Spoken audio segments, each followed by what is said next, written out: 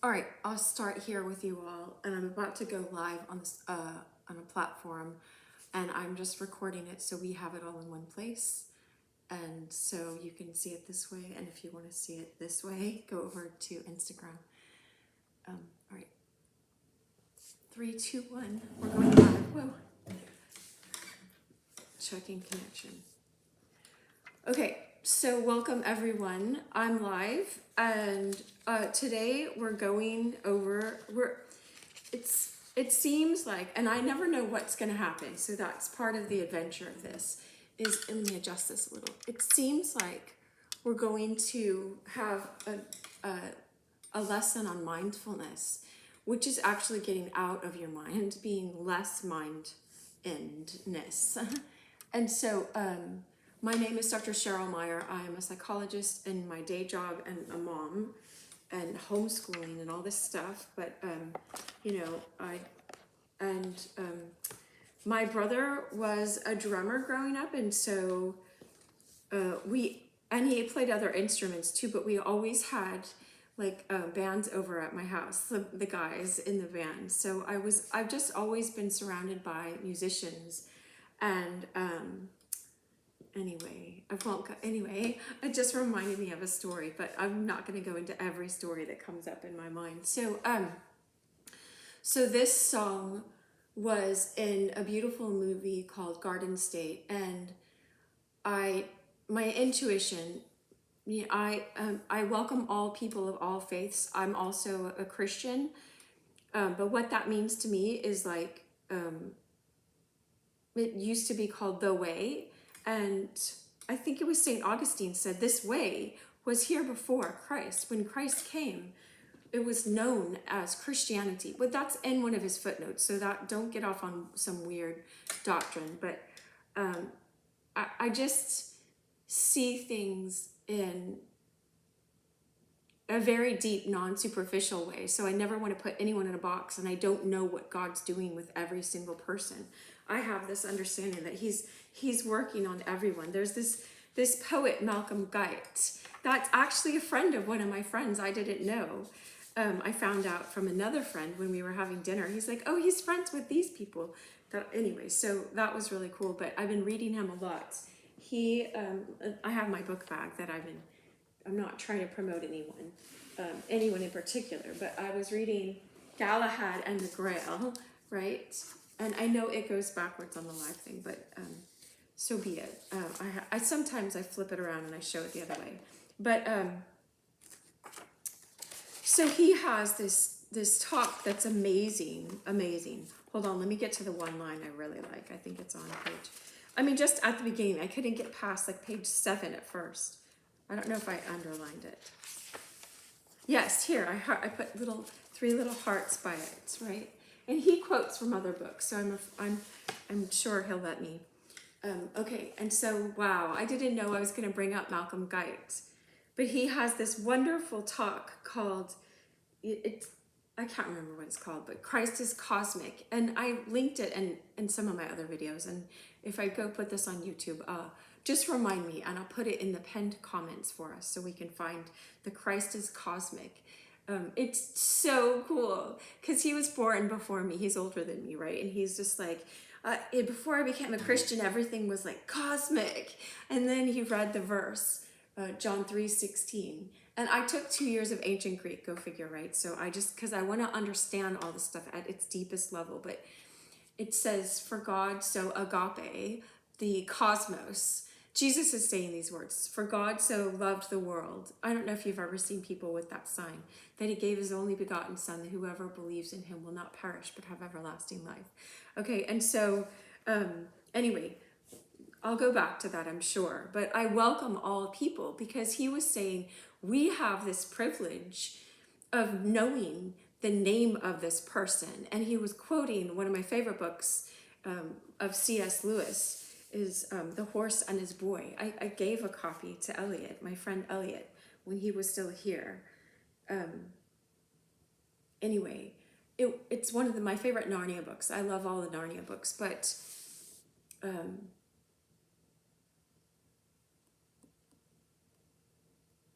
he was saying Shasta, the main character in the book, at the end of the story, like he only knew Aslan as some wild demon. Like he didn't know that Aslan was like the Christ figure. And Aslan, like he's telling him his tales of woe, right? He's telling Aslan this on this mountain pass where Aslan's actually protecting him from falling over the precipice. And he's saying, well, you know, when I was little, I was brought to this fisherman who pretended like my dad, but I was more like his slave. And he treated me horribly and blah, blah, blah. But I got by and I got food. And then I ran away with this with this horse, this talking horse. And we wouldn't get to Narnia. And then this lion came about and chased us and chased this other person. And then another lion came when I was at these tombs, and that this cat was there and blah, blah, and he scratched the back of, this other lion scratched the back of my friend Aravis, and he says, he's like, I was that lion. And he's like, there was not many lions. There was only one lion, and I was that lion. And he's like, what? Why did you do this to my friend? And she had actually got this other woman, this servant at her house.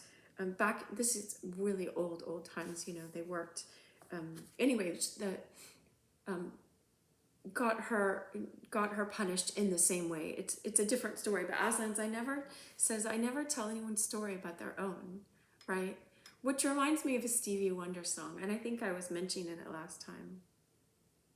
I don't always have to mention every song that comes to mind, but he says something about, 'cause I'll be on the side waiting for you, 'cause I'll be standing on the side to check you out. Don't you worry about a thing, mama. I think because I was singing about Mountain Mama last time. Anyway, that song came up because of that. It was on my Mama CD. We do these things to make it through, to persevere as young moms when we first have our kids. It's a lot of just letting go of your whole identity when you had your identity in different things and you didn't know you had your identity in different things, and no one's congratulating you for nursing a kid for 2 years or nursing another kid after that for 2 years and changing diapers every 3 hours and making sure they're fed and putting them to bed, and then like having them be teenagers and be like rolling their eyes at you or whatever. Like it's a tough job being a mom, but it's worth every moment of it. So lean in. But anyway, and being a good dad too. I just was talking to a stay-at-home dad yesterday, last night, art night. It's so fun to meet a bunch of artists who are like secluded. Some people like never pick up their phone or, for months at a time. And then sometimes they'll go to this art night and get out and be amongst other artists. And, it's such a privilege to be around them. I never really considered myself an artist, but somehow I got pulled in, and then I learned this. And Elliot told me back in 1999, I'll date myself a little, right? He told me that he's like, I was still training. I was still in school when I met him. And I went to school early. But anyway, he was saying that I was friends with this guy, Elliot Smith, and we both had psychiatrists as fathers, go figure. But we both grew up in Texas. He was telling me, and I'm like, aren't you so stoked now? You're so happy now that you get to live as an artist. You get to make money off of doing your art, so you can do it full time, right? And he was saying, well, you're an artist too, Cheryl, as a psychologist. The canvas is the human psyche of the person trusting you enough to come in. And he was talking to me some about therapy and stuff, but, I was like, okay, all right. But it did help me have a different perspective. I might have left my whole field if he hadn't said that night, actually. If he hadn't said that, that's how much our friends, and hopefully I'm your friend here. I choose to be present with you. No one's paying me for any of this. I haven't got any money for any of this. One person signed up for a class, and one person signed up for this different class, but I don't know if it was because of any of my social media. They may have known me personally or something, but it's anyway, we're not gonna bubble wrap that, you'll see. All right, so Malcolm Guy was doing this wonderful talk about how Christ is cosmic, and we're just fortunate that we actually know his name. Other people are experiencing him though. He is the providence that's behind every single person. You know, we wouldn't have a breath or a heartbeat without the Creator. So it's like we're made in the image and likeness of the Creator. I often forget to have Kleenexes over here because I tear up, and then I think I have some wet wipes, but then they yeah, here, I'll just do those so I don't have to. No, I'm gonna get up and get one. Okay, but I'll keep talking for a second. It's echoey in here, and you get to see my dog. She's so cute. Hi, Leia.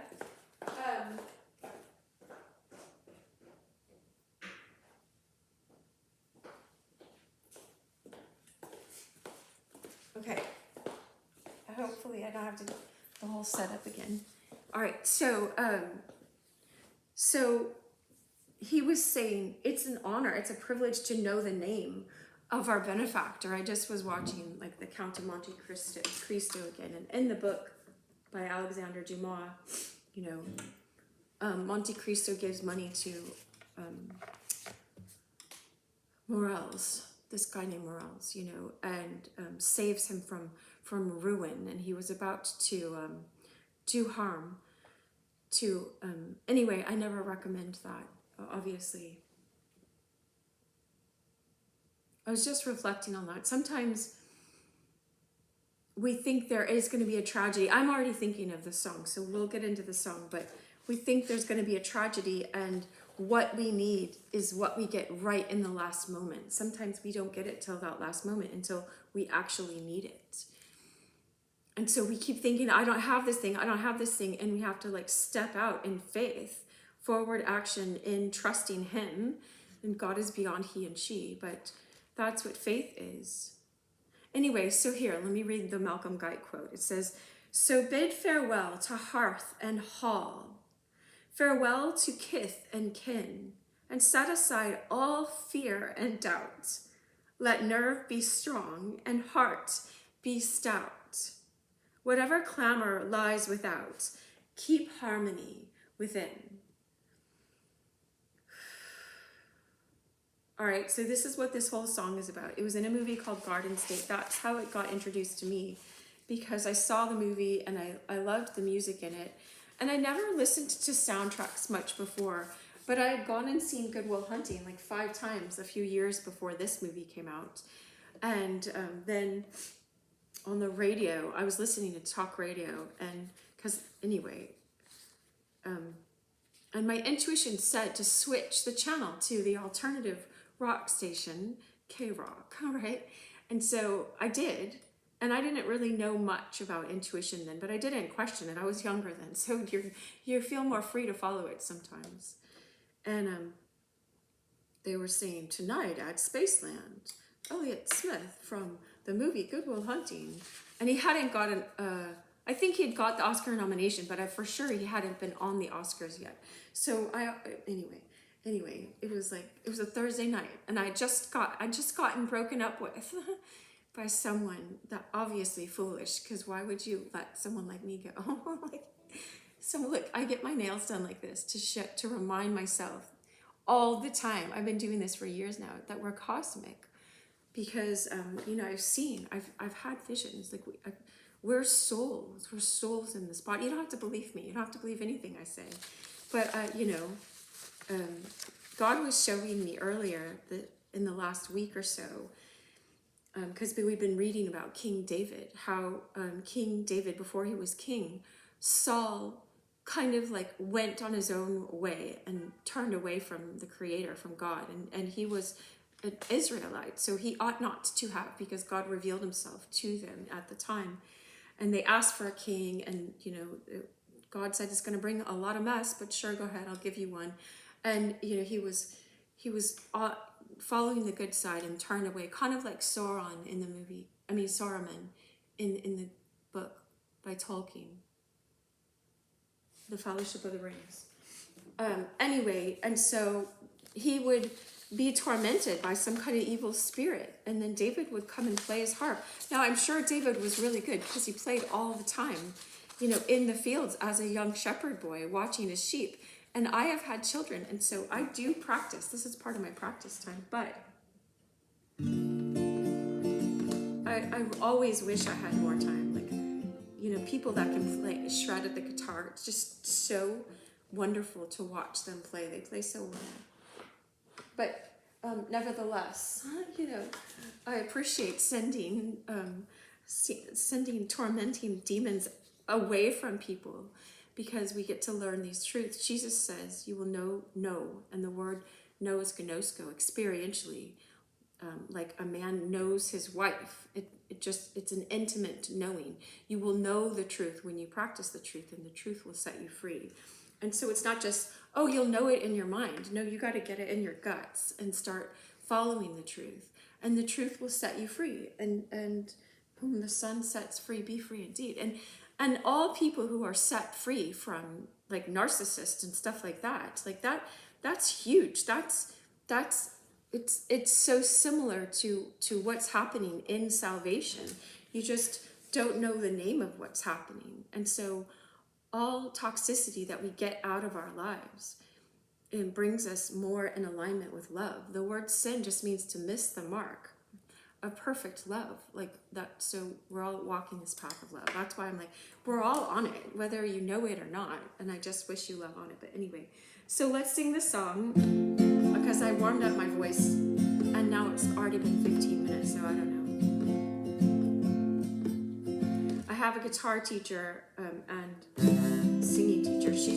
She's more particular about you got to keep your voice warmed up, and after, anyway, so dude. Okay, we'll see. And it's still crackling from before. I got some kind of cold, and I hardly ever get sick, but whatever. We carry on. Let's persevere.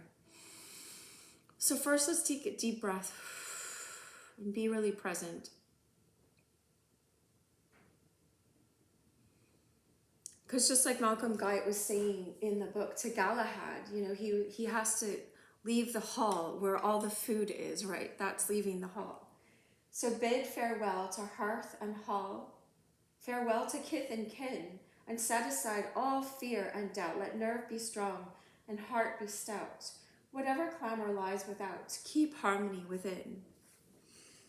And I was just finishing up the book, The Silver Chair, it's another Narnia book, yesterday, and it was just on this part, and I kept rewinding it, push 30 seconds back, 30 seconds back. I was driving, but you're allowed to touch the radio dials, right?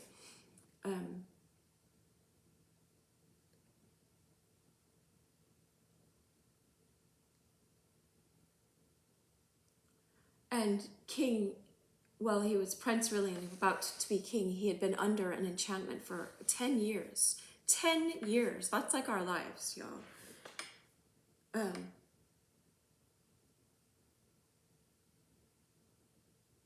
Okay, I didn't know if my garage is opened.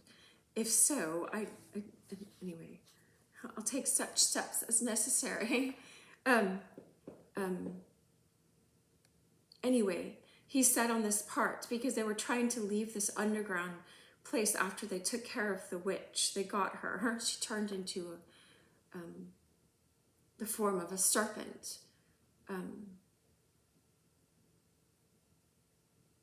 Anyway, he said you have to let go of all hopes and fears. He says, at this time I find it that we have to let go of all hopes and fears, or else our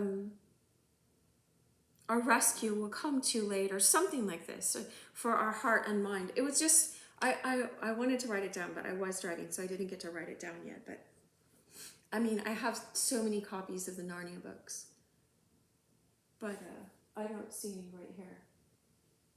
They're all over my house. Anyway, so let's do this song and see what it will teach us. We enter into the story of this song, and I'm not saying that this is exactly what the froufrou had in mind when they wrote it.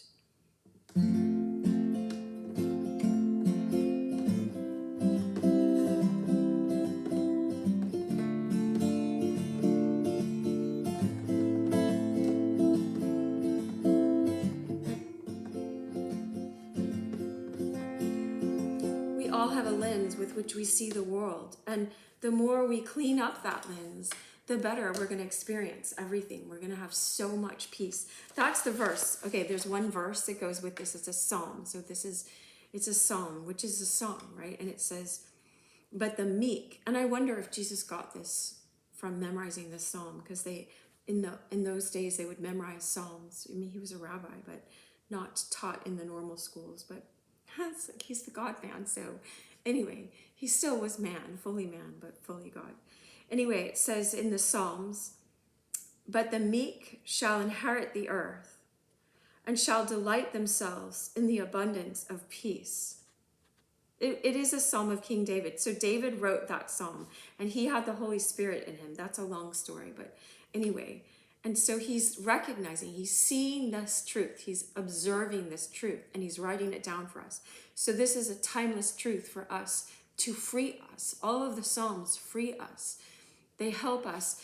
If you look at him saying it, yes, against our enemies, but the enemies that come against us within ourselves. I was posting something today, and I try on these days not to look at any social media until after evening prayer. That's just what we do at this church I was at for 20 years. So you just try to fast from something. And if you're fasting from this, then you're not watching this on a Wednesday. Like anyway. But anyway, so, but as I was posting, sometimes it will still be there. Like I still have two eyes, but it was like this guy named Tony Gaskins. I think he was quoting, but I wrote it down. It says, I didn't write it down. I wrote it down from memory after I was already off of my post. But if you see a man at peace, it's because he was a man at war within himself and won. Wow. Like this is exactly it. And if I wasn't recording with my phone right now, going live, I have this wonderful Bruce Lee quote that I found yesterday.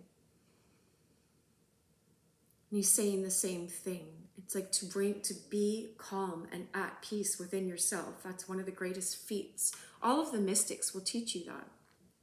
So I have CALM, an acronym that was given to me through meditation, because I meditate every day, but Christ Almighty loves me. And I'll meditate. Like I'm glad to meditate. I meditate for us now that I see. It's like God wanted to put this calm deep in me so I can bring you this calm. And then I'm just like the finger. You know, when I was with the dog yesterday, I took her with me, Princess Leia, little Leia, and I was pointing at something on the ground because some of my fish I had dropped on the ground for her to eat. And she just kept looking at my finger. And so Rumi and this guy named Eckhart Tolle, he's always saying, don't look at the finger. Look at what it's pointing to. I'm just a window. And all this love and calmness, it flows through me now. And I'm so glad to be a conduit of it. And of course, like I've had to deal with so much opposition to get to this place.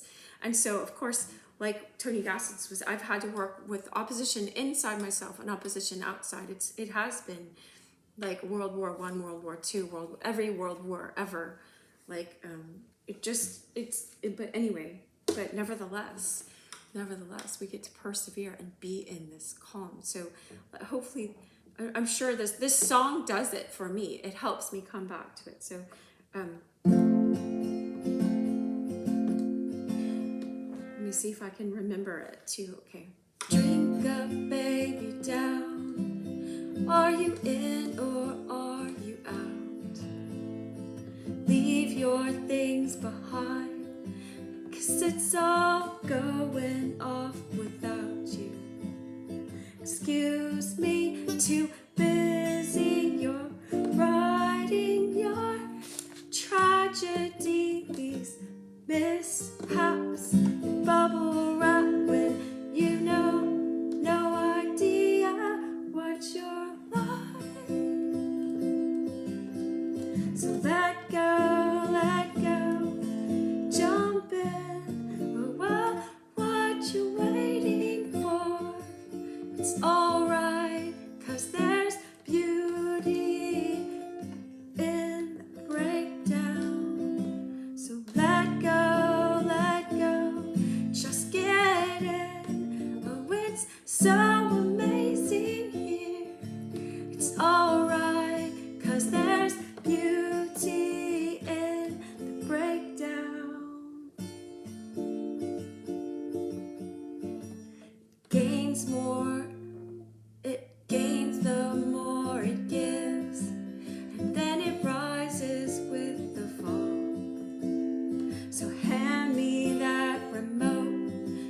Can't you see that all that stuff's a sideshow? Such boundless pleasure, we've no time for later. Now you can't await your own arrival. You've 20 seconds to come by. So let go, jump in. Oh well, what you waiting for? It's alright, 'cause there's beauty in the breakdown. So let go, just get in. Oh, it's so amazing here. It's alright, 'cause there's beauty in the breakdown. Hey, yeah, hey, yeah, hey. Hey, yeah, hey, yeah, hey. Hey,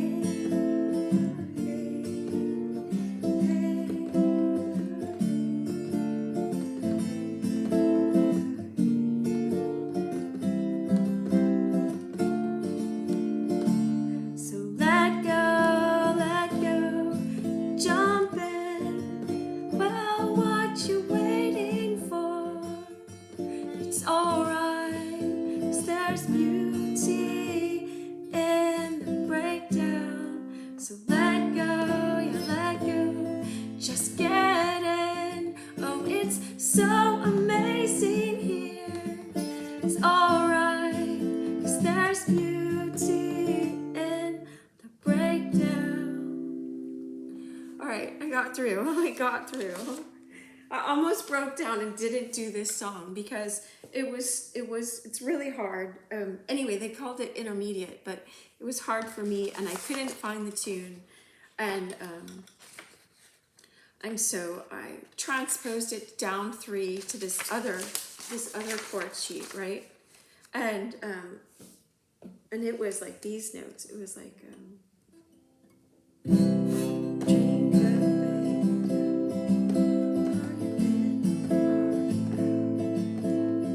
leave your things. And and then there's a B minor that goes like this, which is fine, it's just a bar chord. But it just doesn't sound as good when I do bar chords. But the F that I do ought to be a bar chord, but anyway, so I'm sure this is on YouTube. You can go listen to it or buy the Garden State soundtrack if you can, or listen to it somewhere on some platform, because they sing it so well. They sing. I just noticed on this camera that I put some eyeliner on, and rookie mistake, because my tears made it smear on one side. So all right, so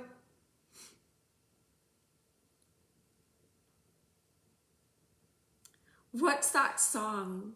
It's a song, I think it was in a movie, and now I'm not recommending this movie for everybody, and I'm definitely not recommending the unrated one. And just don't even bother.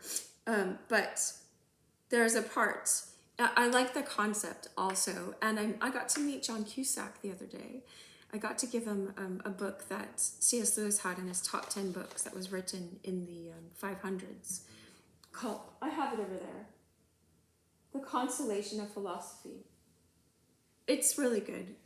Obviously, it's one of C.S. Lewis said it's one of the top 10 books that influenced his life. But so it's this movie called Hot Tub Time Machine. So I didn't mean to digress so much, but they go back to the 80s and they're trying to figure out if they're in the 80s or what happened. But they know all the stuff from the future, and so he starts singing that song. Runnin', runnin', runnin', runnin'. It's not that song though. I think it's by the same band. I can't remember. But what is that song? I roller skate to it sometimes. It's like, so drink up. And they say l'chaim in the song, cheers, be of good cheer. And it's like, it's such a fun song to roller skate to. If I remember it, I'll remember it. But this song, okay, so drink up, baby down. I always thought it said baby doll, right? He's like a, but drink this down.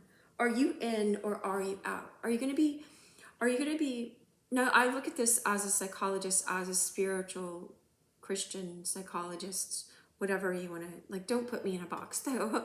Nobody put baby in the corner. But because Christ is cosmic, right?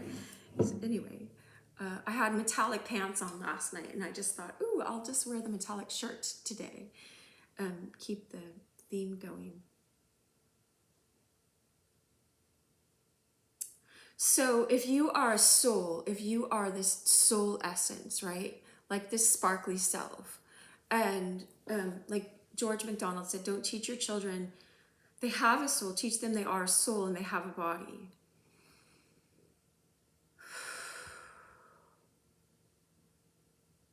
So some people, it's really hard for them to slow down and not be scrolling. Now, of course, we can be learning this thing right now on a phone, on a computer, whatever, and we use things for good. But it's just like, I was reading this monk book from the 300s or something, and it was saying like, it was like the Desert Fathers or something. It was like, when you go to a lake, you only have a sip of the water. You don't drink the whole river. It needs to be clean, but you if you're gonna boil it. I took wilderness classes, so anyway.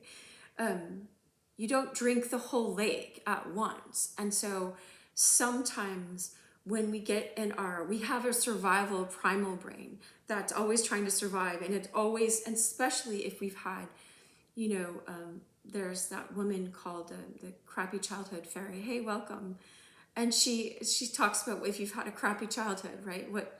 She's like the fairy that gives all of these tips that she learned from getting out of, she called it childhood PTSD. So like post-traumatic stress disorder that we get from our childhood. So when we had traumas in our childhood, no wonder if like you're a little kid and your parents are meant to protect you and teach you how to, how to get to the next stage of development. And you're going to scrape your knee, you're going to fall off your bike, things are going to happen. It's not always, you're not in a bubble wrap, and you're not protected from everything. But good parents will take you on these adventures and be alongside you. And anyway, when we didn't know we could rely on them, we developed more of a fear brain, and we'll revert back to that and not even realize, or we'll shut people off, or we'll be anxiously attached to people until you learn how to be securely attached. And so there's all sorts of different videos and so many different methods for how to do that. But it's so weird because I was just reflecting this morning, like,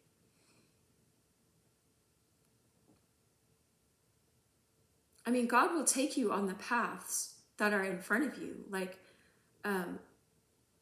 I have lots of people in my life that aren't Christians, and I can see God's taking them on this path of quiet, of contemplation, of being present, of knowing yourself as your soul, as you have an eternal soul that God wants to redeem and save. And if you're stuck in your personality self, then you're always trying to promote that person or run after ego pursuits or run after pleasure because you just think there's always going to be all this pain, or you grab for scraps because your parents taught you all you get is scraps. Well, that's a lie.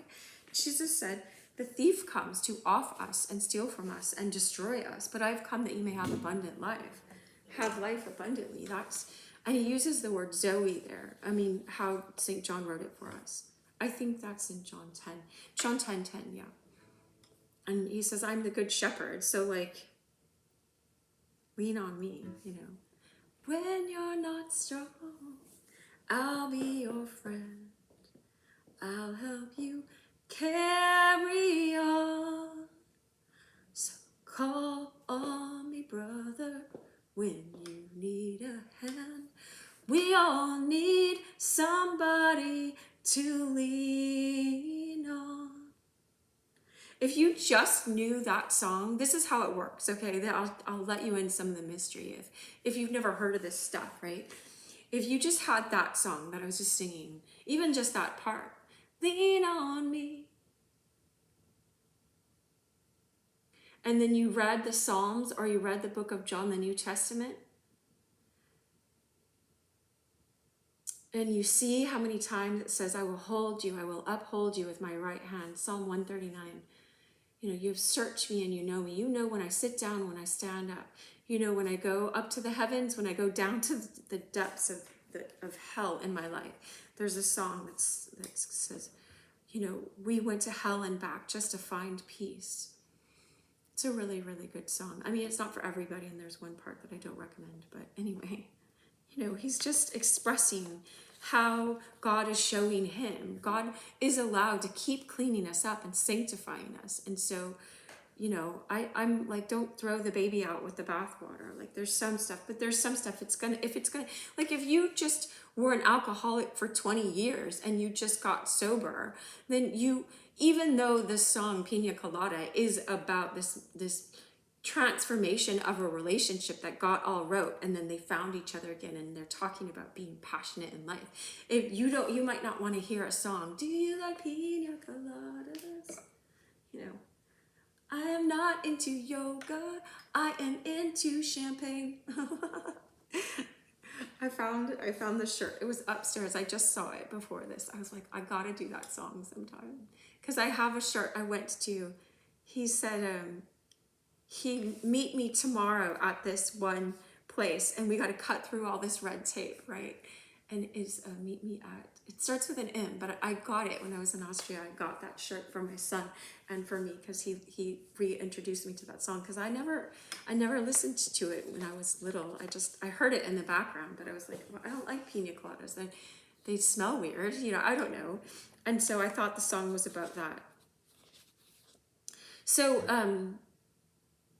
a little life lesson about, but we can be respectful about someone that might not want to hear that, or if, you know, they were in a marriage relationship and then had one affair after another, like that's then it's important for them not to watch things about that content or listen to songs that promote that kind of behavior, because the word metanoia, I'm thinking, okay, the word repentance in Greek is metanoia. It's the noia is your nous, how you perceive things, and it's a metamorphosis of your perception.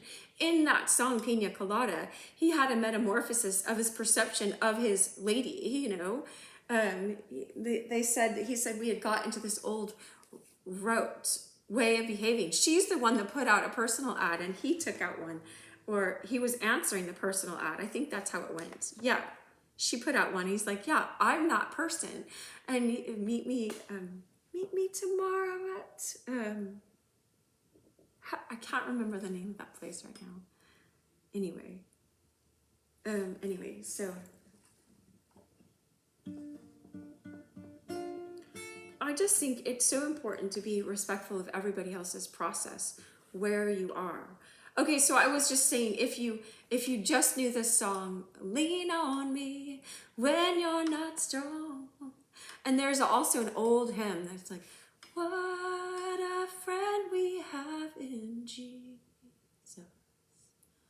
All our sins and griefs to bear. I don't know how it goes, but it's like, what a privilege to carry everything to God in prayer. Da, da, da. I can't remember if that's the song. Someone asked me to learn it for this church thing, so I learned it and I played it on the guitar for them. You know, it was one of my first gigs, and so I was glad to learn it. But I think when I looked it up, it was this man whose father just died. I might get it mixed up with this other hymn that I had to learn too, but and he was writing it to his mom, and then someone put it to a song. He wrote this as a poem or something, but you know.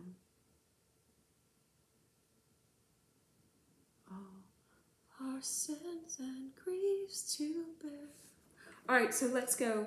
So drink the baby down. Oh, let me make sure I have it right. Yeah. Are you in or are you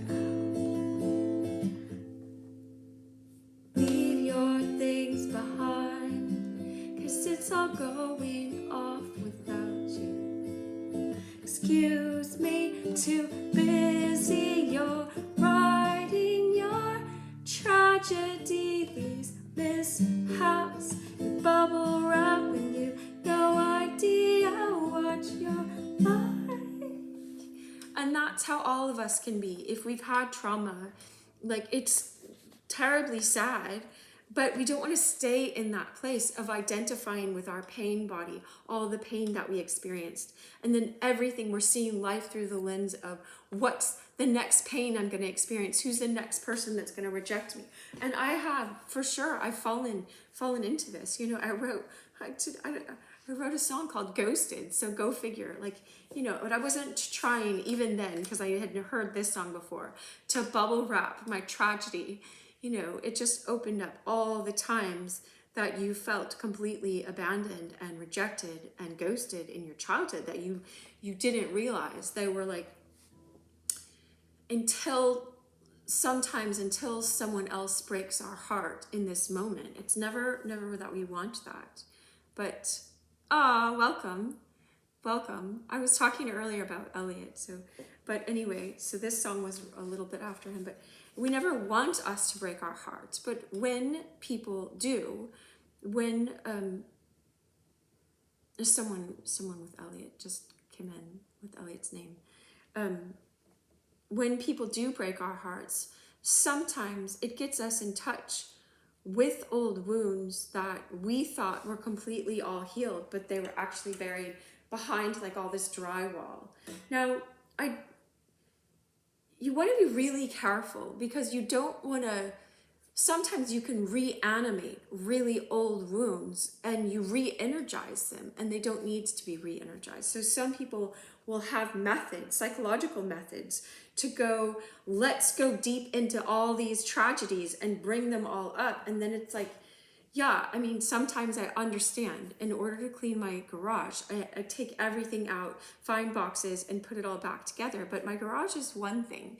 And, you know, it's even hard to see all of that mess at once, and you can be overwhelmed unless you know you have like 2 full days to pack it all up, and that you have the money to have boxes, the right kind, to put it all back away. Otherwise, it's just going to look like this overwhelming mess. And so our psyche can be like that. So you want to be careful, but not just keep numbing everything. Some people will just numb themselves over and over again. And let me see, Malcolm Guite he was quoting Coleridge, the poet. And I want to look up the poem and like memorize the poem that this is in. Let me see where I wrote it at the beginning of my journal. He said Coleridge called these phantom purposes.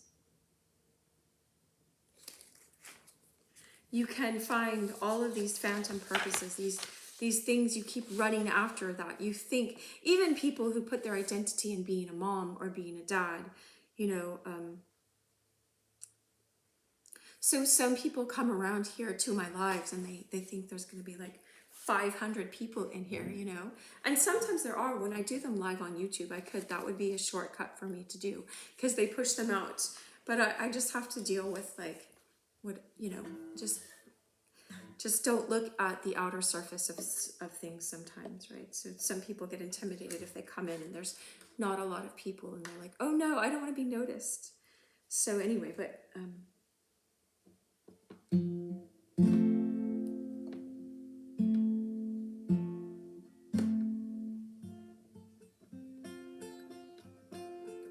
if you just understand that God is always just saying, lean on me, that's what faith is.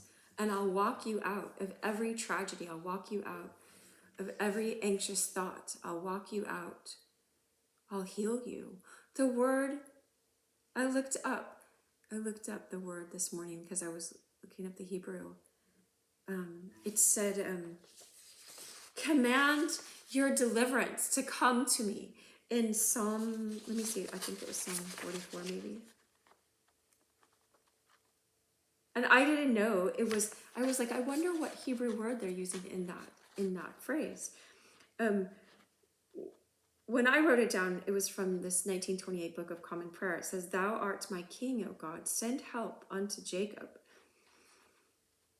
And then I looked it up in the King James. It says, "Command deliverance for Jacob." And Jacob means one who's twisted. And let me finish the thought too for the song, "Do You Like Pina Coladas?" and metanoia. Metanoia is a metamorphosis of your perception. And so that guy thought, you know, he couldn't be in love with his woman anymore. I'll just call it a common law wife, right? Because he's been with her for many years. And, you know, he ought to put a ring on it, but that's not up to me. I can't make everyone do what I think they ought to do. But he did, you know, she's like, "Hey, are you like this and this and this?" And he responds to the personal ad, even though she's next to him in the bed, but she had written one, right? And so he wrote, "Yeah, you know, meet me, blah, blah, blah." And then he goes in and he smiles. He's like, "Guess what? It was my old lady. She's right there in that." I'm already doing that song. I'm getting ahead of us, right? Don't get ahead. But that's metanoia. If you want to know like the poetic word, the poetic turn of phrases for what repentance is you come to this higher understanding. Oh, I thought God was this. You know, even if you see someone like, and I don't like naming other people that are alive usually, like, but someone like Russell Brand, who was in all this, you know, he said he was an addict to all these different things, you know, sex, drug, rock and roll, whatever, you know, and then, or you can be addicted to your own egotism, and you can become a Christian and still be that and let God like break that off of us. That he's always breaking that off of us. So it's always a temptation for all of us to go back into that enamorment. It's a phantom purpose again. And so we'll see that it's empty,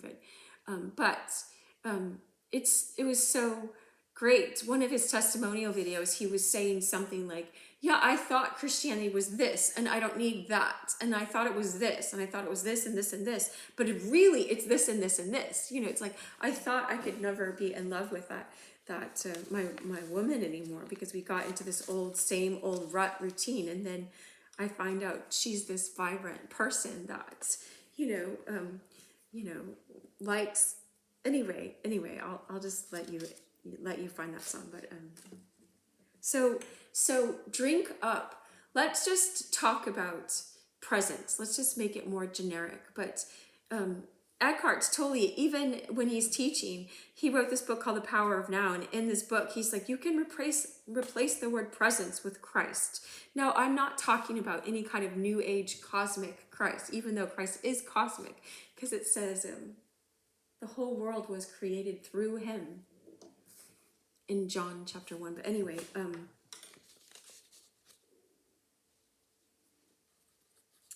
if you look at this whole song, is inviting you to let go of your surface personality self that's always trying to protect the egotism, the false self, and come back into this eternal soul self that God created.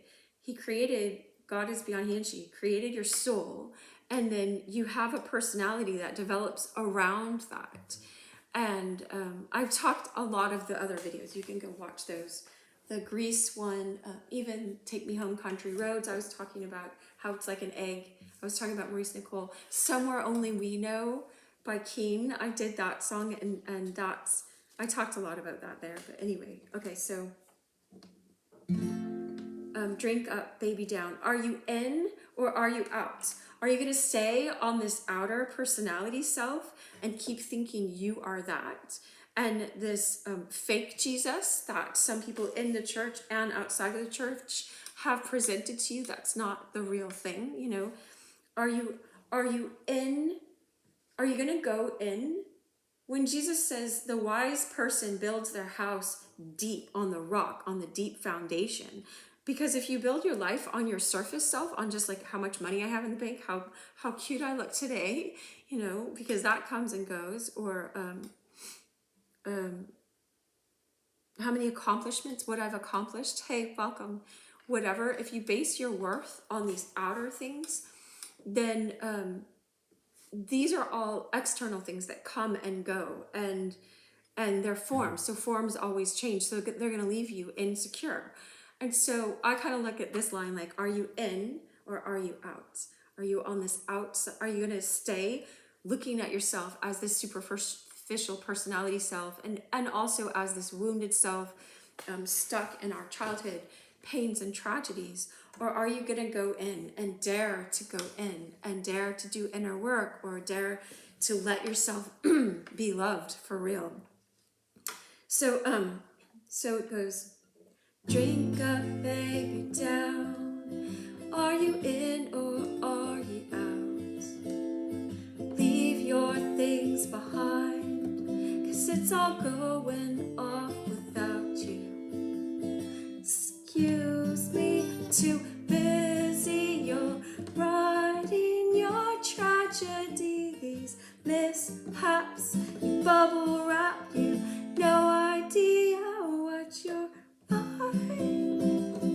All right, so we don't have any idea how we are like that. We are just like her when we're like bubble wrapping, all of this, I was thinking I could use this as an example. You see how I wrote in the lyrics, because my printer was perfectly fine when I printed it out over here. So there's nothing wrong with my printer. And then I print out something else and I have to write it in.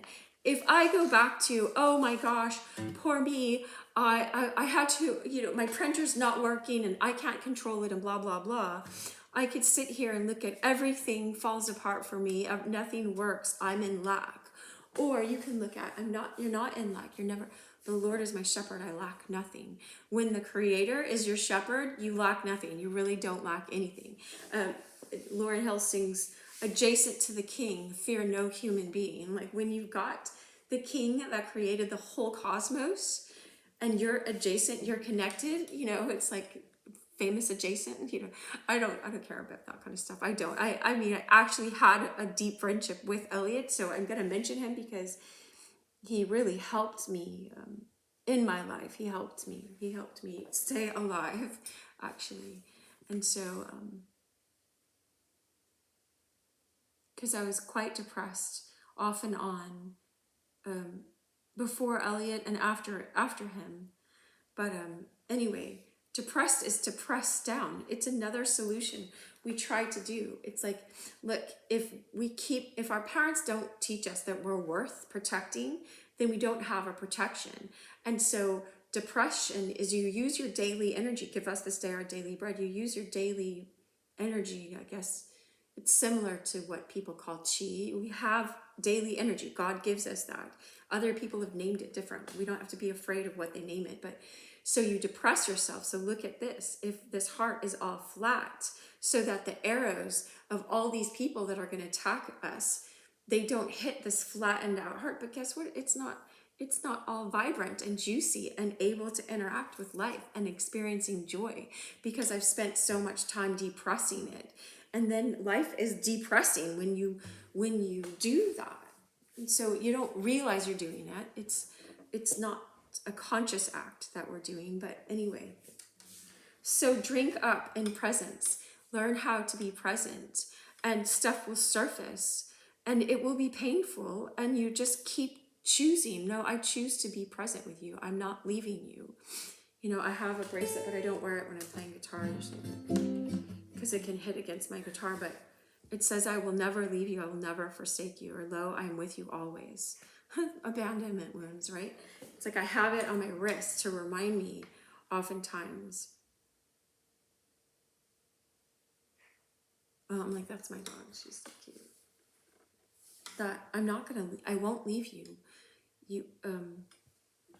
Anyway, it feels like to us that God has left us in the tragedies that we've experienced in the past, but just ask God sincerely to help you heal. And I don't mean to always be talking about, if God is love, just replace that with divine love. For a long time, I just called it divine love. For like 6 years I did. So look at my old videos if you want to see those. But Are you in, or are you going to stay on the outside on your personality self? Leave your things behind. Again, so Elliot sang this song, and it's like a scale and a ladder. Everything means nothing to me. And I did this whole, like 40 hours, I think, of the ascent of Mount Carmel, which talks about entering into the dark night of the soul. And it was written in the 1500s or so by St. John of the Cross.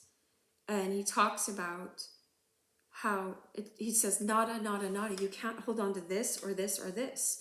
And Eckhart Tolle talks about it in The Power of Now. He says, these are forms. Forms change. When you hold on to these things, you're going to perpetuate your insecurity because you're telling yourself, just keep holding on to things. God is beyond things. God is the I am that I am, the no thing. It's the Yahweh. And so we were made out of the no thing. That's why science is catching up with the mystics some and calling it a singularity and saying, you know, something came from nothing. There had to be this thing beyond our existence. And so you're made out of the stuff of love, right?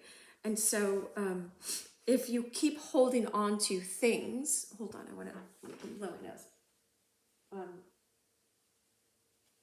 You're going to keep being let down by those very things. And when you, excuse me, when you objectify other people or yourself, when you keep treating yourself, when you keep treating sacred things as if they're not sacred, because you are sacred, right? And your sexuality is sacred and your body is sacred. And so when we just go to drugs or alcohol or addictions or whatever, I know we're trying to solve a problem. Don't shame yourself for that. But when we do,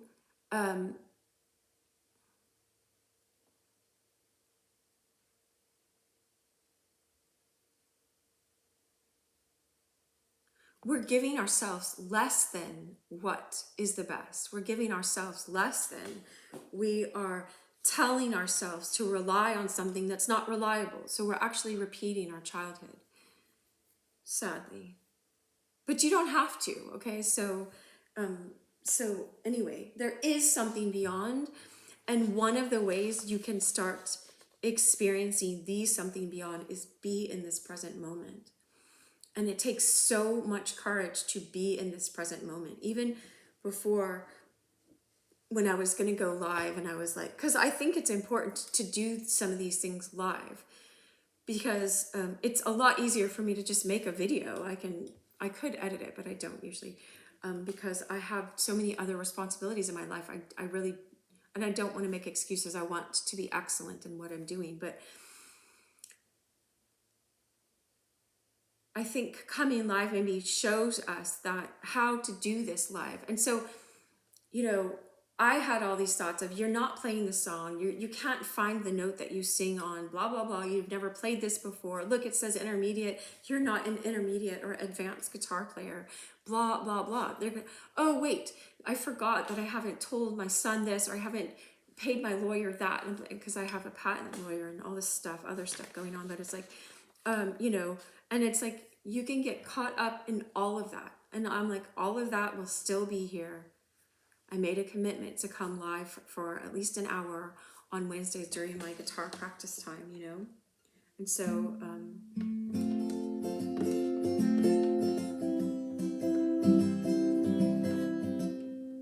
so, there's this temptation always to go forward or go back on, oh, but I did it all wrong this way, or I did it so, I wrote a book, it's over there. You know, there it is, 12 Ways to Heal from Trauma. And it's like, you'd think that after you like created an album, you know, like Lauryn Hill's Miseducation and Lauryn Hill, that you never have to create again because it's just so profound, you know, or Elliot's Either or XO or whatever.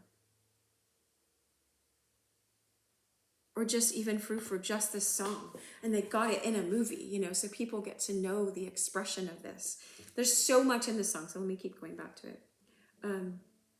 Leave your things, leave the thing. Like what St. John of the Cross said, nada, nada, nada. It's not in this thing or that thing or this thing. He's wrote it in Spanish, it was translated for us, but it's not in any of these things that you reach this this eternal life. It's like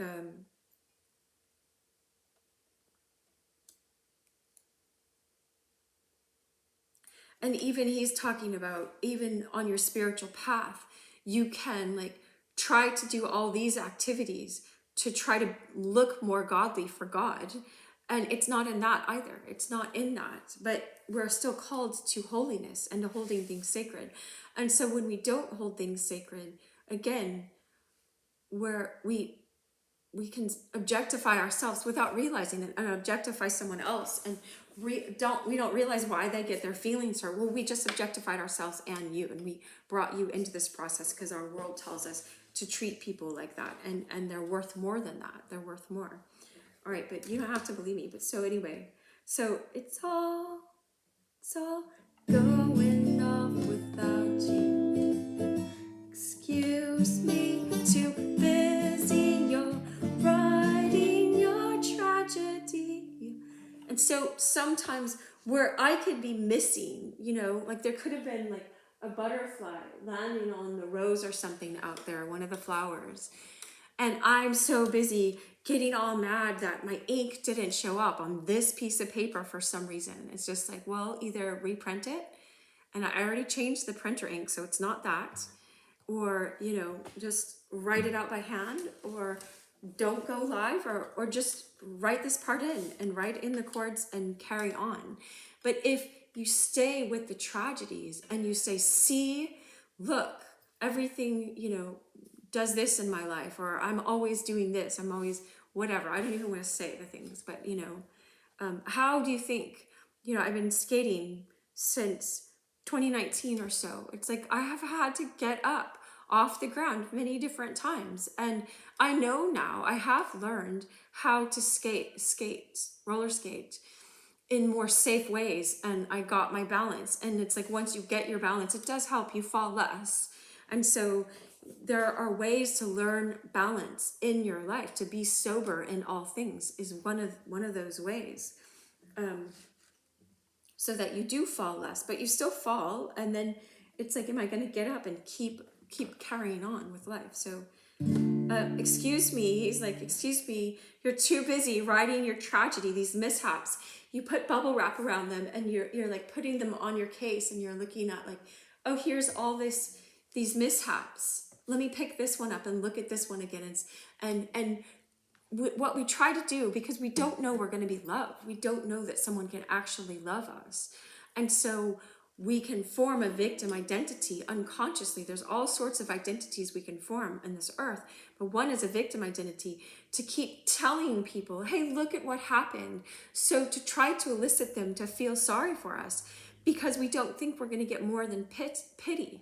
And you're worth more than pity, and you can have bad experiences. Like I experienced my friend Elliot not being any more here and dying of 2 stab wounds to his heart. Like that's not easy to walk through, when you keep praying for someone's sobriety, and you keep praying that everything good happens in their life, and then, and it's still an open case how it happened. So I don't believe it was self-inflicted, but I don't want to use this time to go into that. I'm just saying, like, we can be so focused on all of these tragedies, and they're real, and we need to. It took me a year to grieve, and I couldn't listen to music for a year, because I just felt such a connection with his soul. And I know people feel that through his music, but just what he taught me as a person, he felt anyway. But I'm not idolizing him at all. Okay, I don't encourage idolizing any musician or me or any artist of any kind, or even saints. Not idolizing. The saints are not meant to be idolized. They are people that made it through all of this crap and got to the other side, and teach how to keep going back to God, no matter who's facing you And, you know, some of them, like St. John, the beloved that wrote the book of John, was boiled alive, they said, and he lived through it. God didn't want him to die because, I mean, I have a guess because Jesus put him in charge of Mary and he wanted him around for Mary, but he still had to go through the martyrs' death that all of the 12 disciples, well, we already know Judas, but all of the 12 disciples pretty much went through. I think they all were martyred. And anyway, so I'm not trying to get into anything gruesome, but it's like, yes, we have these sad things, but these mishaps, your bubble wrapping, are just notice when you're going back into victim mode and trying to elicit pity instead of trust, have faith that real love can happen, and be that person to yourself who's loving you for real by not going back to the victim identity and bringing up all these mishaps that you bubble wrapped. Oh, let me bring this one down and that one. And I'm not saying I'm immune to this. Like, you can see I've made over 2,000 videos. I'm sure there's sometimes I go into victim mode. Like I'm still human, right? And Saint Athanasius said God became man so that man could become God. It's called theosis. So he's wanting to sanctify us and change us into the God-like creatures we were always made to be before Adam and Eve brought death into us. Christ reversed the curse by taking the curse on himself, by living perfectly, showing what a human can be on this earth, and also reconciling us with a perfect Father who demands perfection because God is just. Christ is that for us. That's why Christians will say, I'm covered by the blood of Christ. It sounds weird to people who aren't Christians or have never heard what that is. It's like Jesus, it's like the phrase, you can't keep a good man down. He was perfectly good. He never sinned. He never went into his egotism. Read the Gospels and you'll see how he never went into his egotism, and all these people provoked him to go into it. Even when he was being crucified, he did not go into his egotism. He says, forgive them, Father, for they know not what they're doing. Why would they be crucifying someone who wants to reconcile them to love and give them eternal life and fix what Adam and Eve freely broke by their free choice? They were seduced to the dark side. And anyway, and so he shows us how to not do that. But so many people don't understand and misunderstand and Anyway, so when you've no idea what you're like, even this is awesome because it's saying these mishaps you bubble wrap when you no idea what you're like. You don't know for real that you are a soul. You are a soul. There's something so much more to you than this. You don't know what you are like. You're like, it says we're created in the image and likeness of God. And so on the one hand, when we're just polluting this world, Julian Lennon just posted this post. I happened to see it yesterday.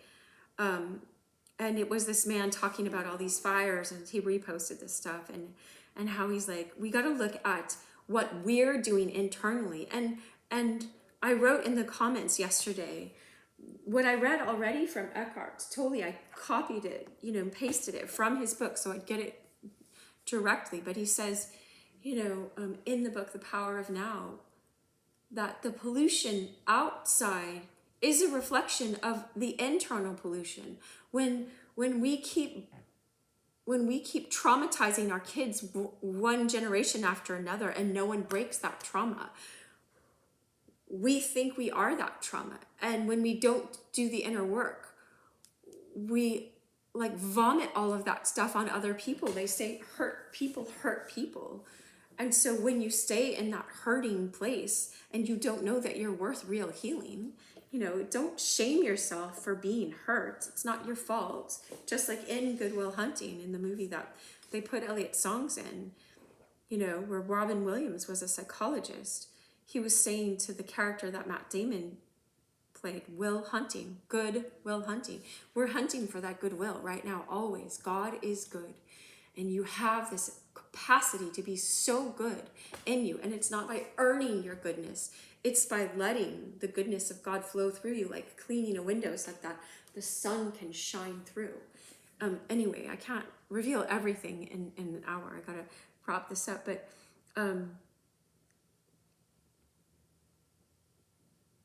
where was I with that? With the good. You let this good, I'll go back to the song, you've no idea what you're like. You are like this shiny soul self that got all this stuff put on, and then we develop like a Barbie or Ken personality self, and we walk around and we think we're that, and you're not that. You're not that. But the more we invest in building that up, it's just like building up a character in a video game, you know.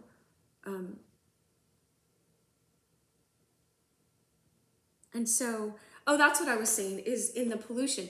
If you don't realize, if you don't do this inner work, then we keep repeating the trauma on other people. And then of course, like I watched a video where this woman, I won't say her name right now because I'll let her say it in her own video, but she was just like, she's like, before God got a hold of me, like I would throw out trash out of her window. Now I like grew up where it's like, give a hoot, don't pollute. Like I was taught really strongly, you don't do that to the earth, and the earth is part of us, and I'm part Native American. So like, that's something I was taught like never to do. But for whatever reason, because people just threw trash on her, she thought it was okay to do that. And then God corrected her mid throwing something out one time. I was like, what are you doing? That's my earth, you know, why would you do that? And so you can see, we're not going to shame her.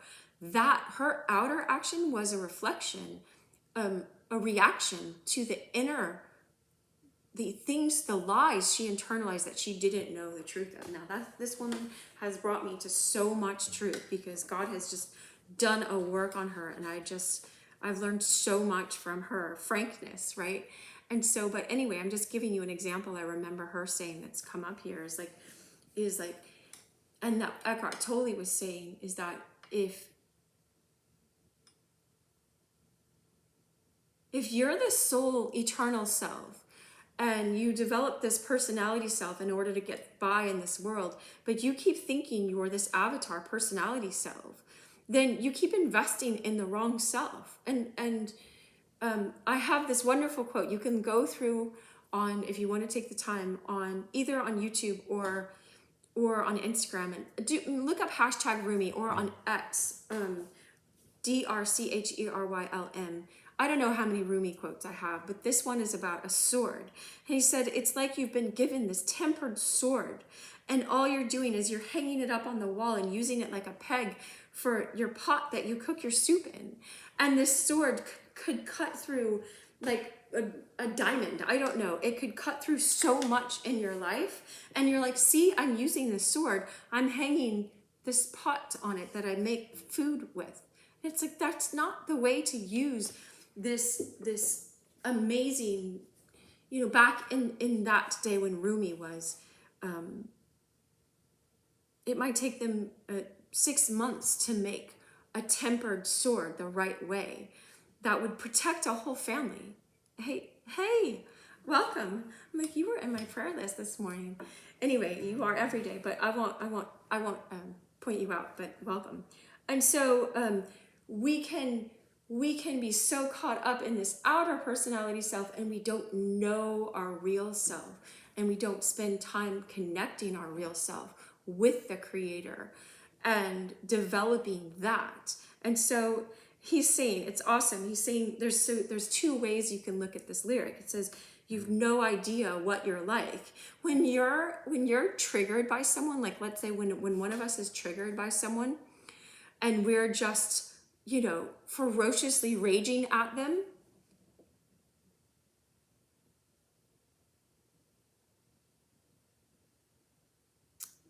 that's us polluting the world. I remember one time when we first got Leia, you know, she went to the bathroom outside, and then she didn't know yet. She stepped on it. And I was like, don't let her in, don't let her in. And the kids like opened the door, and they were little, like, you know, because she's older. And she just walked all over, and I was like, no, I got so mad because I knew I was going to be the one that had to clean up all of the carpet, the dog, everywhere. It wasn't tile floor then. It was just going to smell. It just reminded me of this role I had in childhood where I felt like I had to take care of everyone's psychological stuff. And I know sometimes I still act on that, because it's not my job to heal everybody, but I still can use the skills that I learned from that. I did go to graduate school to learn it professionally and get my doctorate, and then I've been practicing it for a long time now.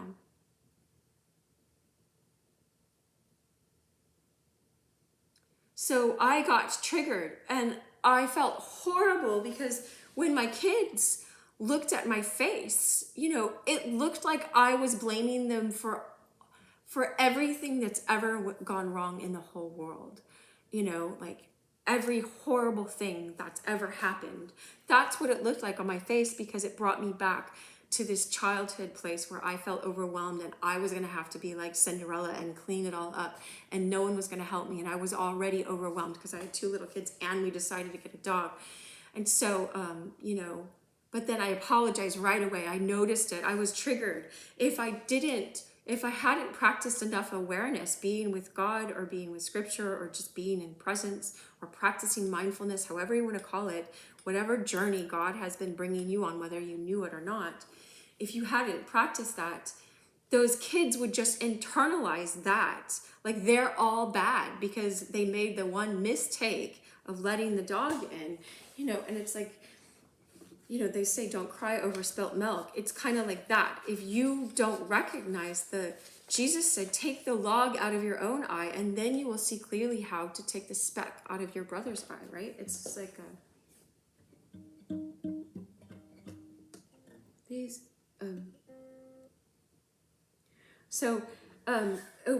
you've no idea what you're like, that you really do have a soul nature, and you can go into that.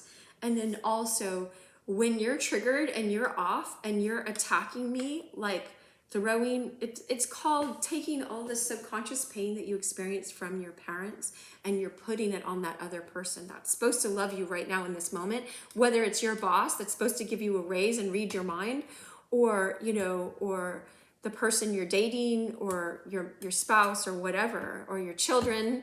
You know, it's like you put them, all of a sudden you are back in this child position, and they are supposed to be the good parents, and it's not their job to be to fix all of this for you. And so then we rage and pollute the world until we go, wait a second, they're not my parents. How can I be a good parent? I need to calm down. You know, either we're gonna have to throw away this rug, or like I'll have to just get the carpet cleaner stuff and figure out a way to clean it. And yes, we're gonna have to, I might have to stay up because this isn't something I can put off. And, you know, I might not get sleep tonight, whatever, you know, but I'll live through it. There were a lot of nights that I didn't get it, but, you know, I'm not making it bubble wrapping that. We're just saying it is what it is. Okay, so let's get to the chorus and then we'll wrap it up. So, let go, let go. I love skating to this song. Just imagine you're roller skating, listen to the froufrou sing this, and you're just saying, let go, you know, like, let it be. When Mary was told, you know, would you like to carry, oh gosh, we have an automatic recording that gets her food. Let's see if she gets it. It drops her food now.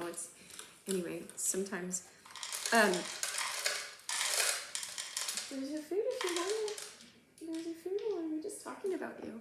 Oh, here, you haven't seen her. Let me, look how she's so pretty in that. I want her on both videos for a second. That's who's behind me, right? And that's the thing. It's like when you don't get in this present moment, you might not know that you have like the cutest dog that's just asleep right behind you. And if I sat here for like an hour, instead of teaching, we just looked at the dog, you know, some people might get more from that. They really do. And you have to be humble enough to know that that's the case, but also recognize the sacredness of God made you and gave you a voice. And so you do your best and keep doing your best, and don't minimize what the impact you can have yourself on this earth, right? And so Mary says, yes, let it be unto me according to your word. I will birth this child. Even though in those days, if she was found pregnant outside of wedlock, they could stone her to death. Like that, people act like, oh, it's just this young, dumb girl, and they do plays And no, she was not dumb. And yes, she was young, but we don't know what age, but we don't know that period of time as well. But it's like she said yes. So she was old enough to be pregnant, you know, but she said, yes, I will carry this child. And there's all sorts of, anyway, I won't go into it. Joseph was her protector, right? And so, but we project all our own sadness onto some of these stories, and we can get triggered, and then just be present enough to get through the trigger, right? Anyway, so let go, jump in. Oh, what you waiting for? It's all right, 'cause there's beauty in the breakdown. So let go, just get in. Oh, it's so amazing here. It's all right, 'cause there's beauty in the breakdown. So Dostoevsky says, in the end, the world will be saved by beauty. All right, and so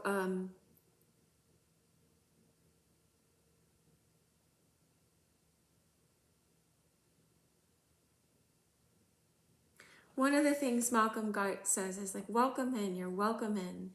I wrote it down. He quoted this beautiful poem. I put it on my ex the other day, and I can't even remember who wrote it. Or I don't know if I put it in my journal, but I was like, wait a second. Anyway,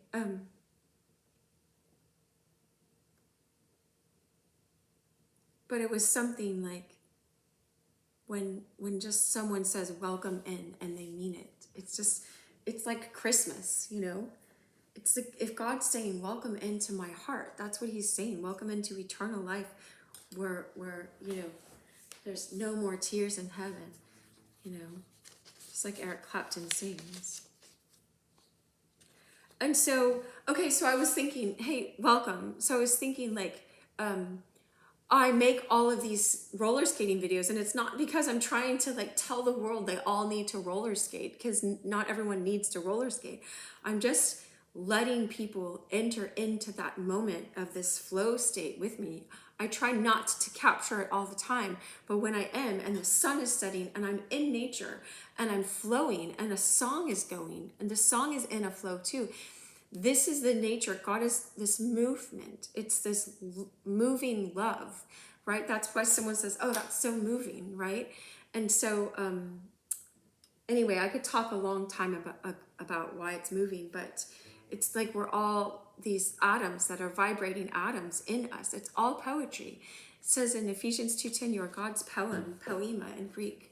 They translate as workmanship, but you are this song in motion. And so when we align with love and get in this present moment, and we let go of all these things and don't try to derive our identity from them. Like, I still have bills to pay. I still have a garage to clean. I still have kids, you know, or, you know, like I still have children. I still am in a mom duty. I still have all of these, you know, clients to see or schedule or whatever, you know, and it's like, but stay in this present moment, deal with what is, deal with what's coming up right now, and know that all of these things are not you. All of these tragedies that are going on. I had to walk one of my kids through cancer. It's like, I couldn't let myself be defined by that, or let him be defined by that. It's like, and anything that comes up, it's like, stay in love, stay in this place of love.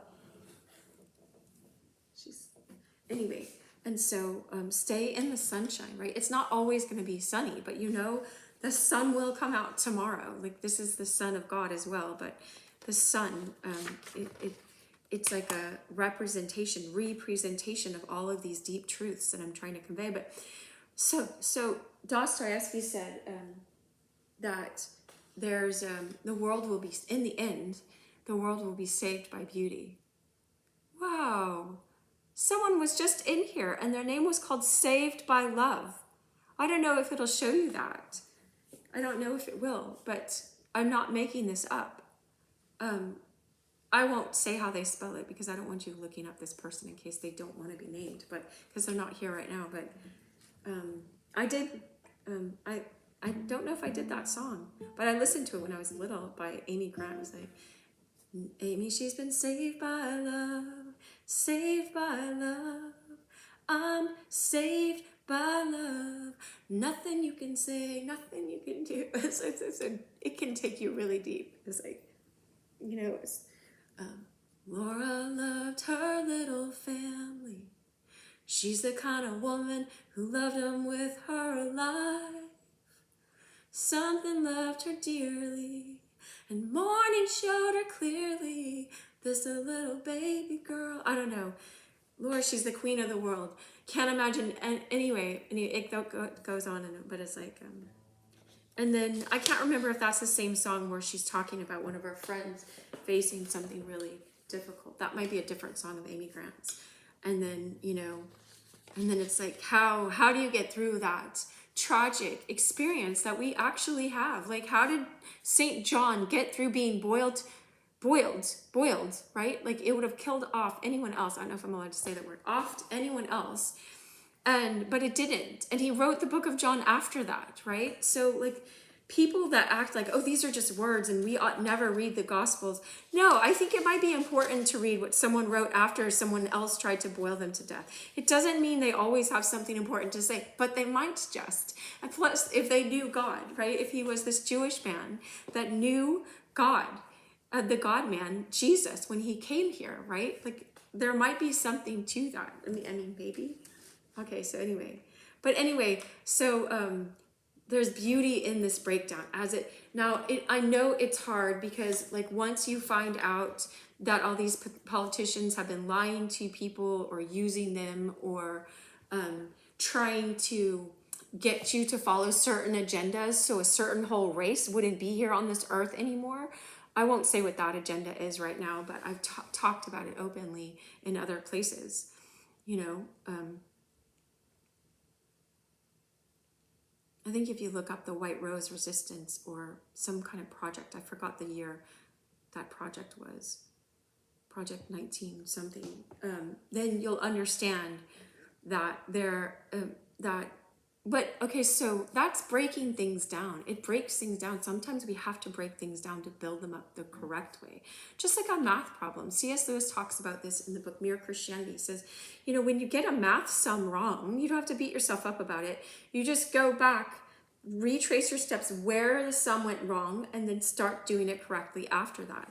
But a lot of people, we're so proud, we don't have the humility to go, oh, what if I got it all wrong? You know, I think we got it all wrong. I was watching this interview with this woman, and she was in a very, very, very bad practices, and she calls them very, very bad practices. She's trying to bring evil into this world, and it's just a YouTube video that I watched of her interview, and she said her husband, you know, was into all of this really, really dark stuff too, and he was just driving by and he saw this family sitting down to have dinner with each other. And it just, like, broke him open. He's just like, I think we got it all wrong. I think we got it wrong. I think there really is love. And we don't need to keep trying to manipulate this world to get more money or to harm people or whatever they were doing for whatever reasons they were doing. Like, God brought them back, right? Saved by love. I'm saved by love. Nothing you can do, nothing you can say. I'm saved by love. It's a really beautiful song. But anyway, that's an old one. But look at how that happened. Like, I'm just doing a live and someone called Saved by Love came in. You know, I don't know who that person is. I mean, maybe I do and I didn't know that's their name on Instagram. But anyway. So see, if you just let go, the teaching will come through you. It says in the New Testament, sometimes he'll bring you to these places, and don't worry about what you're going to say ahead of time. But I trust it's in these beautiful songs, because this song helps you get in that feeling of like, let go and let God. That's the first step in the 12 steps is I came to believe a power greater than myself could restore me to sanity. He wants to restore you to sanity. And so it's because you're getting out of your own personality self and going to the I am, that's before existence, that you came out of. So you are from that. So Plato says all learning is just remembering. You're remembering you came from love, and love will save you. But it's so amazing here. It's all right because there's beauty in the breakdown. And so I'm just going to go through the second verse really quick. Gains the more it gives. Jesus said, it's better, what is it? It's more blessed to give than to receive. All right. So you get more blessings when you keep having this open hand and giving away. It's like, I could be at a very high paying job right now, but instead I'm doing this for free, but it gains more than it gives. Even if I die tonight, I'll see in heaven all the seeds that this effort put in, because I'm doing it from a sincere heart and from what God has comforted me with. It says, with the comfort you have received, come forth, comfort others. And so that's what I'm doing right now. So you just have to step out in faith and know that it does. And so you learn this by practicing it. Gains more than it gives, and then it rises with the fall. It says, humble yourself in the sight of the Lord, and he will lift you up. When you go, I talked to this monk that lived at Mount Sinai, where I think there's a monastery there where Moses got the 10 Commandments, or one of them, but I said, how do you climb that ladder? And he said, with humility. And so all the mystics will say that, of all different kinds of faith practices. You have to go down in order to go up. The Buddha practiced asceticism, and then he stopped trying to earn it, and he became awakened. And he said, the Christ, the God-man, will come. Follow him. Buddha means awakened. I'm just an awakened one. We're all meant to be awakened. Anyway, so, and then it rises with the fall. And so if you think of even this mystic, amazing thing that happened when Jesus died on the cross, it looked like everything was going down. All right. Like he was defeated. People were mocking him. And he's just like, no, I'm going to rise again. He told his disciples, they will take me and put me on this cross, and I will rise up in 3 days. And he did. And this other guy, Kevin Zadai, that died and went to heaven, he said, he was talking to Jesus in his experience. No, you don't have to take this as gospel truth, but he was saying, Jesus said he had to trust that God would raise him. He had to be there in Hades, setting the captives free, trusting that God would raise him. Like he raised himself, the Holy Spirit raised him. It's all of these things at once, but he still had to act in faith for us. But he said it is finished. Like he knew too, it is finished. So anyway, it rises with the fall. So it looks like everything's down, and it's like, no, you can't keep a good man down.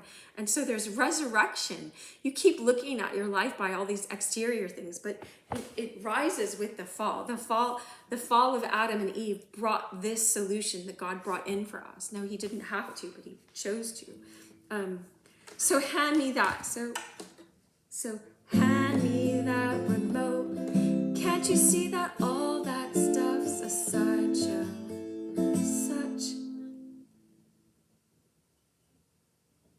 boundless pleasure. We've no time for later now. You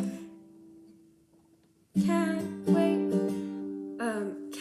wait your own arrival. You've 20 seconds to comply.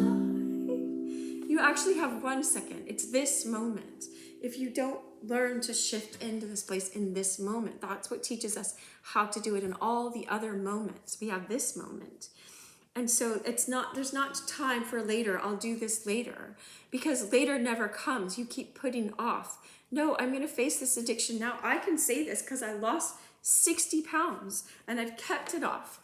I've been trying to keep it off within 5 pounds. So I'm usually staying right within the 5 pounds of what I lost, or what my goal weight was. And so, without being obsessive about it, but it's been hard work to keep it off after these 6 months. You have to break all these old patterns of going to food when you feel hungry and you think that you are hungry, but really you're just thirsty, or you didn't have enough minerals, or you didn't have enough vitamins that day, or whatever. your blood sugar dropped, and so you want to make it go up really quick, and so you'll run to food. There's all these different ways. Even if you're getting healthy food, I had too much weight on my body, and so I can say that because it's like a practice of being sober then for a year, because I started it a year ago, and I tried all these different ways before that. And so anyway, so hand me that remote, right? Here's my TV remote. One time I went to the Silent Retreat Center, and God was bringing that to my memory today, how on the drive back, it was all the way in a different state, and those more than 10 hours drive back. And they're all silent there. You only speak when you go meet with your spiritual director that's assigned to you there. And then the other time, no one's allowed to talk to you. It's so peaceful. And there's no TVs in the whole place. And you have your phone, and I told my kids I would check it. I had them being watched, but, and I would check it every night if they texted me and write them back. So, but other than that, I didn't want to get on my phone at all. You just want to have this place. And everything became so clear, and you could just hear God, what he speaks to you in the scripture and in other things and in your heart, that I just saw a vision of taking my screen TV up there and just smashing it. I never wanted to have a TV in my house again. I never wanted to go on the internet. I just was so mad at myself for why silence is always available to us. Why didn't I enter that?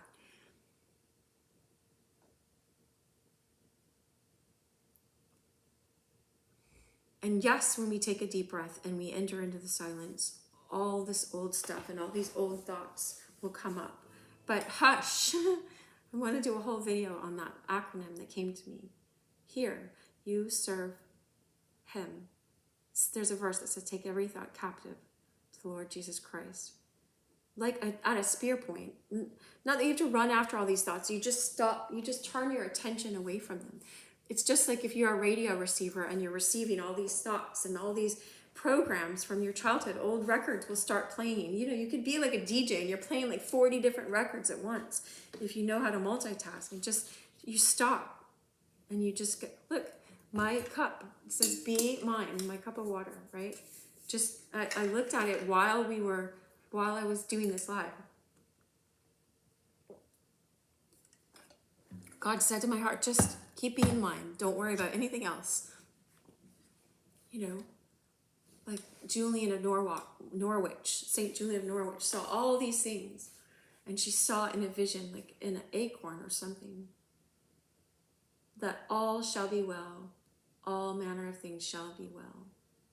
Or like Bob Marley sings, we're jamming. I want to jam it with you. We're jamming till this jam is through. That's what, and he's talking about, he became a Christian 6 months before he died, but, an Ethiopian Orthodox baptized into that. I want to jam it with you. I hope you like jamming. I hope you like jamming.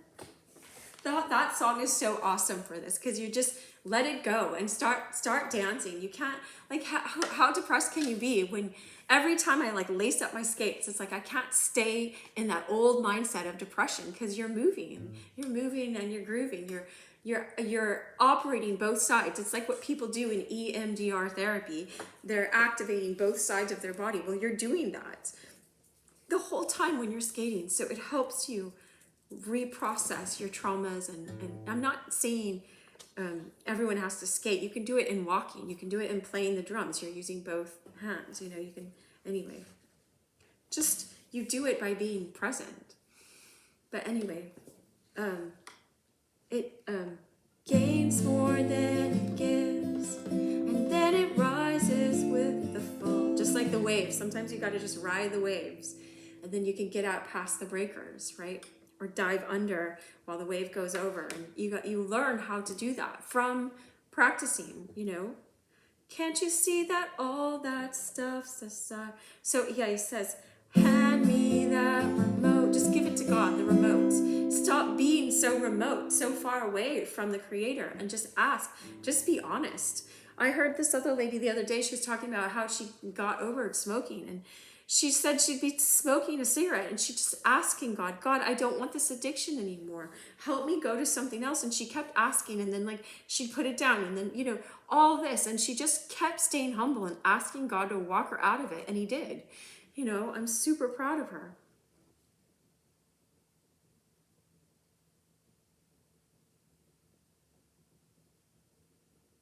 Anyway, so hand me that remote. Can't you see that all that stuff's a sideshow?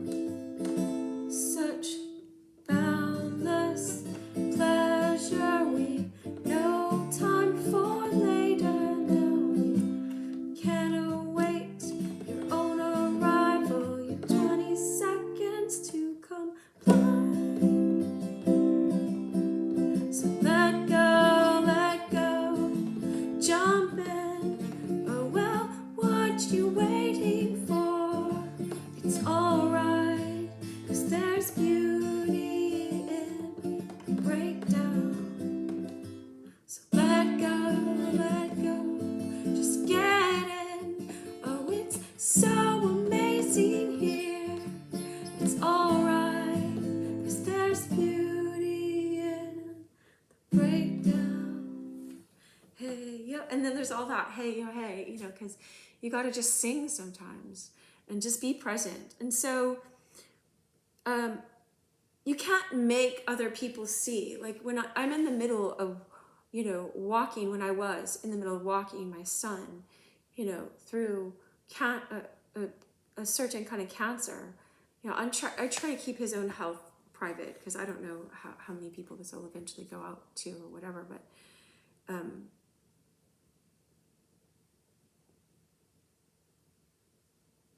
if someone said, oh, all that stuff's a sideshow, you know, God is eternal. He's going to let, you know, there was someone that was also walking through her husband having cancer, and she gave me the verse.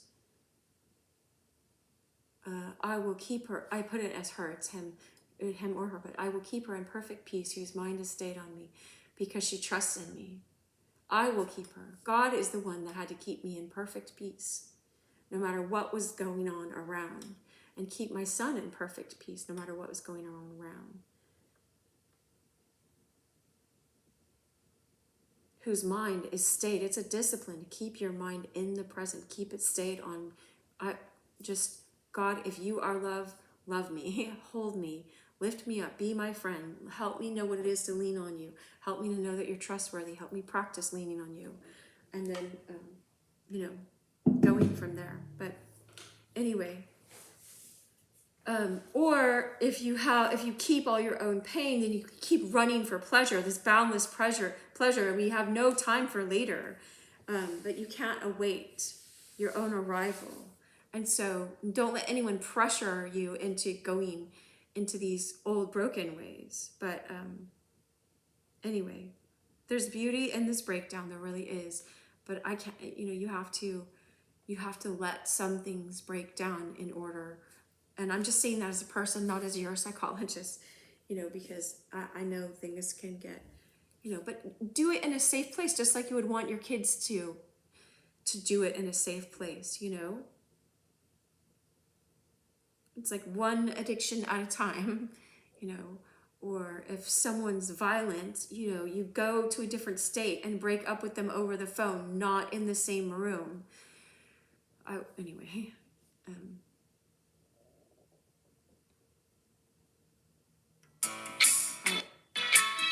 there's my timer anyway for something else. I forget what that's for, but much love. Oh, that's because I said I do 3 hours of singing and playing guitar, so that's the timer. All right, much love. Thanks so much for being here. Bye, y'all. I appreciate it. I hope you got lots from this.